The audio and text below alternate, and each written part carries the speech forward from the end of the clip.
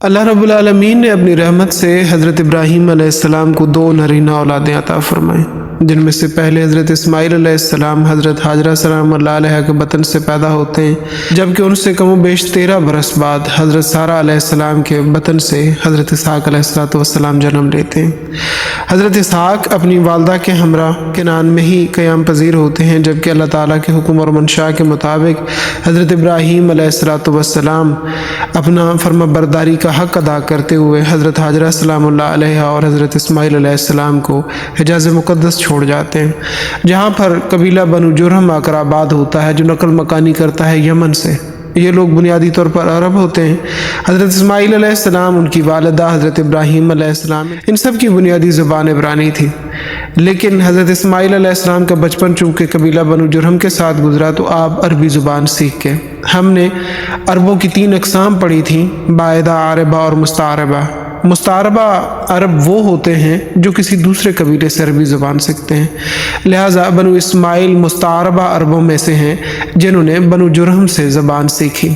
ایک جانب تو اللہ رب العالمین نے ایک طویل سلسلہ نبوت کا حضرت اسحاق علیہ السلام کی اولاد میں جاری فرمایا۔ علماء فرماتے ہیں کہ قرآن پاک کی آیہ مبارکہ یا صحیح حدیث ہمارے پاس موجود نہیں ہے جو ان انبیاء کی تعداد کے اوپر دلالت کرتی ہو جن کو اللہ رب العالمین نے بنی اسرائیل کی طرف مبعوث فرمایا، جبکہ یہودی لٹریچر کے مطابق روایات سامنے آتی ہیں کہ کم و بیش 50 انبیاء کو اللہ رب العالمین نے بنی اسرائیل کی طرف مبعوث فرمایا، جن کا اختتام حضرت عیسیٰ علیہ السلام پر ہوتا ہے۔ حضرت اسماعیل علیہ السلام سے لے کر حضرت عیسیٰ علیہ السلام تک جو درمیانی زمانہ ہے یہ کم و بیش 2000 سال کا ہے، جبکہ حضرت عیسیٰ علیہ السلام سے لے کر حضور علیہ السلام کا جو درمیانی زمانہ ہے یہ کم و بیش 650 برس کا ہے۔ اللہ رب العالمین نے کم و بیش 125 سے 150 برس عمر مبارک حضرت ابراہیم علیہ السلام کو عطا فرمائی، جبکہ حضرت اسماعیل علیہ السلام کے بارے میں آتا ہے کہ انہوں نے 137 برس عمر مبارک پائی۔ ایک جانب بنی اسرائیل کے اندر مسلسل انبیاء کرام مبعوث ہوتے رہے، جبکہ خطہ عرب کے اندر کوئی نبی مبعوث نہیں کیا گیا۔ حضرت اسماعیل علیہ السلام سے لے کر حضور علیہ السلام کے درمیان میں کوئی بھی پیغمبر خطہ عرب کے اندر مبعوث نہیں کیا گیا، لہٰذا یہاں پر بہت ساری بے راہ روی پھیل گئی، بہت ساری بدعقیدگی پھیل گئی۔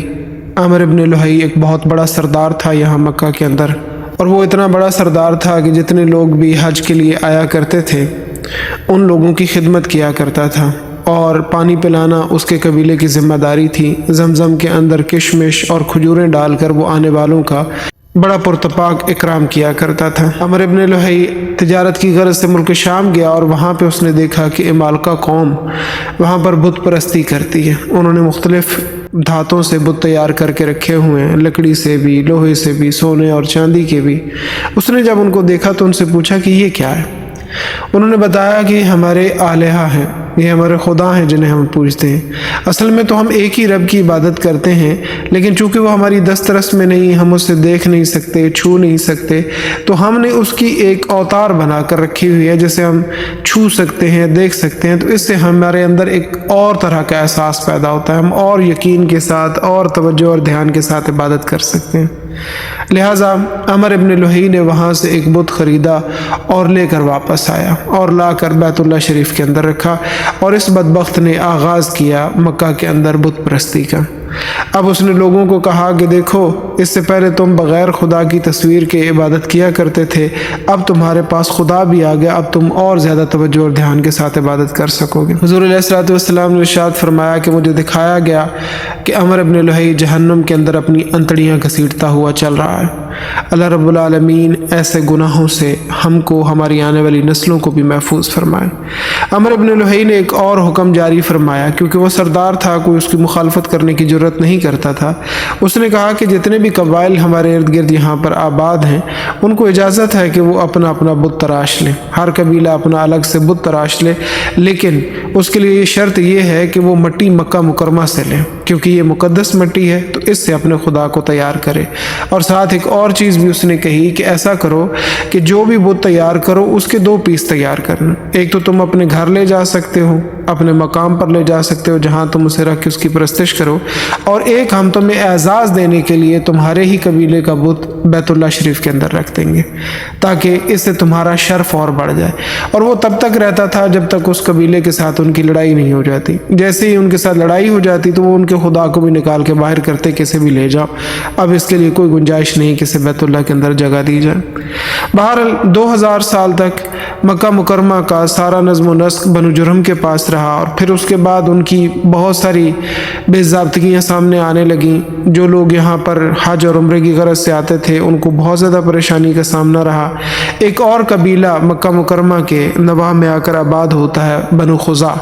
बनु खुज़ा ने जब ये सारी सूरत हाल देखी तो उन्होंने बनु इस्माइल के कुछ कबीलों के साथ राब्ता करके गठजोड़ किया और इनका मुहासरा किया। अब जब लड़ाई शुरू हुई तो बनु जुरहम को भागने के सिवा और कोई चारा नज़र ना आया। उन्होंने बैतुल्लाह शरीफ के अंदर जितने भी कीमती तहाइफ रखे हुए थे जो मुख्तलिफ़ सल्तनतों के बादशाह भिजवाया करते थे, जिनमें कुछ हिरन शामिल थे और इसके अलावा दीगर बहुत सारी कीमती अशिया थीं, उनको उठा के जमजम के कुएं के अंदर डाला। हजर अस्वद को भी उखाड़ा, उसको भी उसके अंदर डाला और उसको ऊपर से बराबर कर दिया। अब उसका नामो निशान ख़त्म हो गया कि जमजम का कुआं कहाँ था, और उसके बाद वो भाग गए। उसके बाद बनु खुज़ा ने हुकूमत संभाल ली और करीब 300 साल तक बनु खुज़ा यहाँ पर हुकूमत करते रहे। हुज़ूर अलैहिस्सलातु वस्सलाम के जितने भी अजदाद हैं उनमें हर एक को अल्लाह रब्बुल आलमीन ने एक ख़ास सलाहियत से नवाजा था। हम अगर उस तफसील में जाएंगे तो बात बहुत तवील हो जाएगी, लेकिन आप अलैहिस्सलातु वस्सलाम की 21वीं पुश्त के अंदर जो आपके दादा थे जनाब अदनान, वो बहुत खसूसियात के हामिल थे। और उनके बाद फिर दूसरे नंबर पर अगर किसी ने बहुत ज़्यादा अहमियत हासिल की है तो वो आप अलैहिस्सलातु वस्सलाम की 6ठी पुश्त में दादा हैं जनाब कुसै बिन किलाब। अरब कबाइलियों के यहाँ आज भी उनको बड़ी इज़्ज़त की निगाह से देखा जाता है और उनके नाम को बड़े ज़ौक़ और शौक़ से रखा जाता है। जनाब कुसै वो पहली शख्सियत थे जिन्होंने कुरैशियों को इकट्ठा किया और मक्का मुकरमा का पूरा इंतज़ाम संभाला और कुरैशियों के हवाले किए। वो जानते थे कि हमारा कुरैशियों का मिजाज इस तरह का है कि इनके ऊपर कोई एक शख्स हुकूमत नहीं कर सकता, क्योंकि सब एक ही ख़ानदान से ताल्लुक़ रखते हैं और सारे हम पल्ला भी हैं। तो इस बराबरी की वजह से कोई भी किसी एक को अपना हाकिम तस्लीम नहीं करेगा।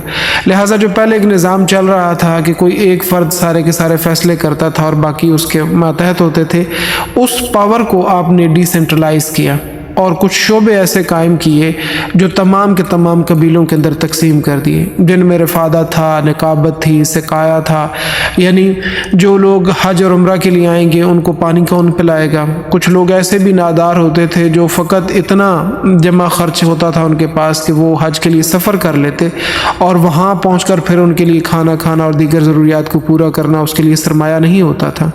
तो ऐसे में फिर उनके खाने का बंदोबस्त करने के लिए किस कबीले को ये ज़िम्मेदारी दी जाए, ये भी फ़ैसला कर लिया गया। और दूसरा ये भी था कि उस दौर के अंदर होटल वगैरह तो होते नहीं थे, लिहाजा ये लोग बहुत ज़्यादा इकराम करते थे। और वैसे भी जो चीज़ें तिजारती मकासद के लिए इस्तेमाल होती थी उनका बेचना तो दुरुस्त था, लेकिन खाना और पानी वगैरह इसका बेचना उस दौर के अंदर बहुत बुरा समझा जाता था, ऐब समझा जाता था। ये तो अब मादियत परस्ती इस इंतहा को पहुंच गई है कि हर एक चीज़ बिकने लगी। बहरहाल खजूर वगैरह तो तिजारती मकासद के लिए होती थी तो वो बिकती थी, अलबत्ता पानी और ख़ुराक जो है वो कभी किसी ने नहीं बेची थी।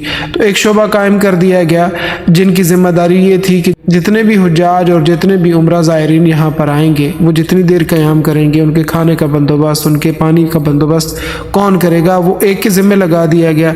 जंग होगी तो जंग की हालत के अंदर झंडा किसकी ज़िम्मेदारी है, हथियार कौन फराहम करेगा, हथियारों की देखभाल कौन करेगा, ये एक कबीले की ज़िम्मेदारी लगा दी गई। बैतुल्लाह शरीफ की चाबियाँ किसके पास होंगी, बैतुल्लाह के अंदर जाने की किसको इजाज़त होगी, कौन अंदर जाएगा कौन नहीं जाएगा, इसकी इजाज़त कौन देगा, और इसकी मुरम्मत, इसकी सफाई, उसकी देखभाल का जितना भी बंदोबस्त है वो एक कबीले के ज़िम्मे लगा दिया गया।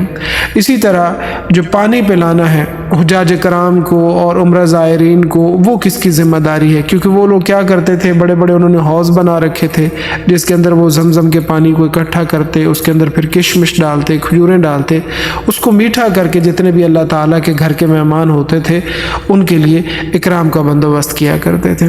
لہٰذا یہ سارے کے سارے قبیلے کے اندر انہوں نے پاور تقسیم کی، اور ایک اور بہت بڑا شعبہ انہوں نے یہاں پر قائم کیا دارالندوہ کے نام سے۔ یہ ایک طرح کی ان کی چوپال بیٹھک یا پارلیمنٹ کہہ لیں، جہاں پر وہ سارے کے سارے لوگ بیٹھ کر اہم امور کے اوپر بحث کیا کرتے، اور اسی دارالندوہ کے اندر وہ فیصلے کیا کرتے تھے، چاہے وہ جنگ کرنی ہو، دفاع کرنا ہو، تجارت کرنی ہو، یا کوئی بھی اہم مسئلہ ہو جس کے اوپر فیصلہ مقصود ہو، تو وہ تمام کے تمام لوگ وہاں بیٹھ کر اس کے اوپر بحث کرتے اور اس کے اندر بات چیت کرتے، اور صدیوں تک یہ دارالندوہ قائم رہا۔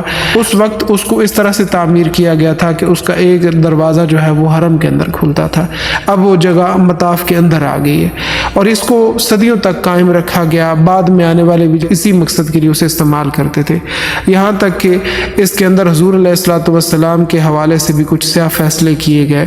حضور علیہ الصلوۃ والسلام کو قتل کرنے کا منصوبہ بھی دارالندوہ کے اندر ہی بنایا گیا تھا۔